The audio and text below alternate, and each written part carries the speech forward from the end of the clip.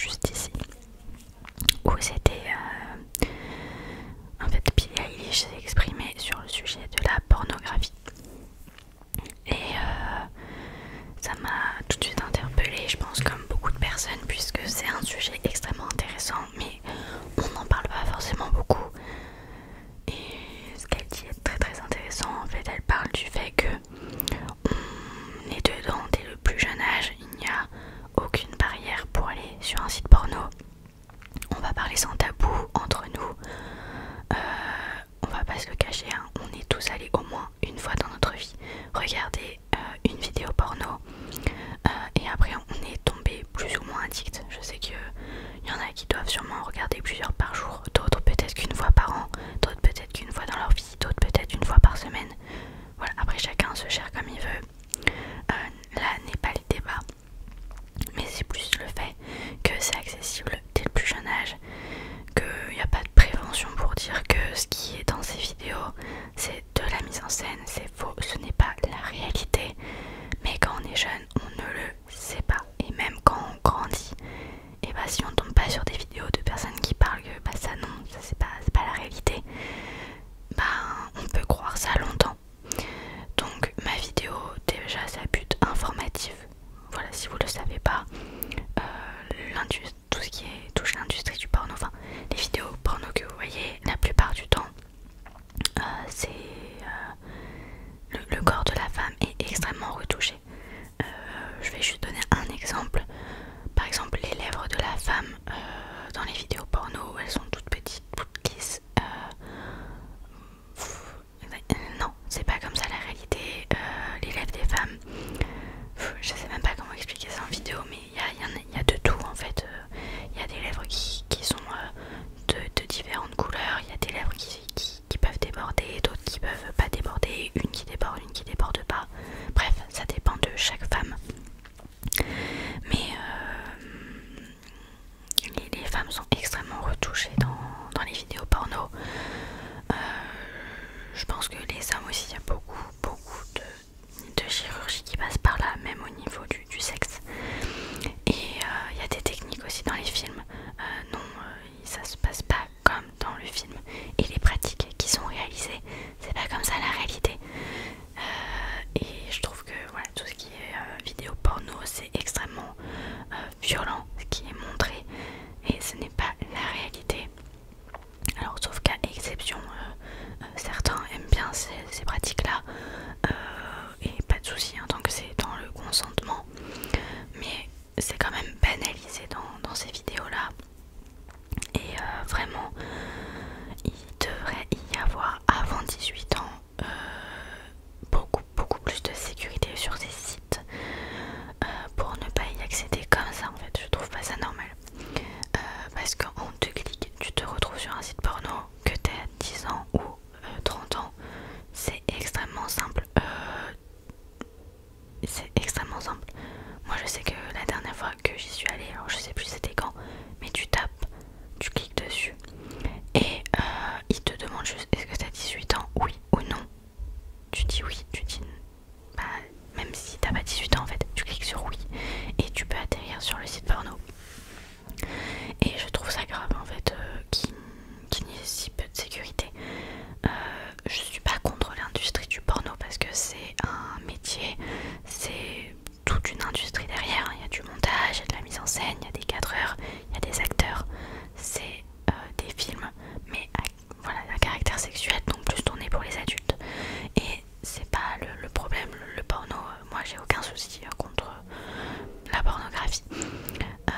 Juste le problème c'est l'accessibilité qui est trop simple et qu'il y ait peu de prévention aussi. C'est plus là le problème. Mais je pense qu'il faut pas rendre ça illégal ou l'interdire ou fermer les sites parce que ça pousserait juste, de mon point de vue, hein, évidemment vous pouvez débattre en commentaire si vous avez un point de vue différent, pas de souci, hein, tant que ça reste dans le respect. Mais de mon point de vue, si on rend ça, enfin qu'on ferme et tout, ça va se transformer en des sites qui sont illégaux et ça va juste être n'importe quoi après. Et en plus de ça, ça va rendre le travail pour les personnes qui sont dedans beaucoup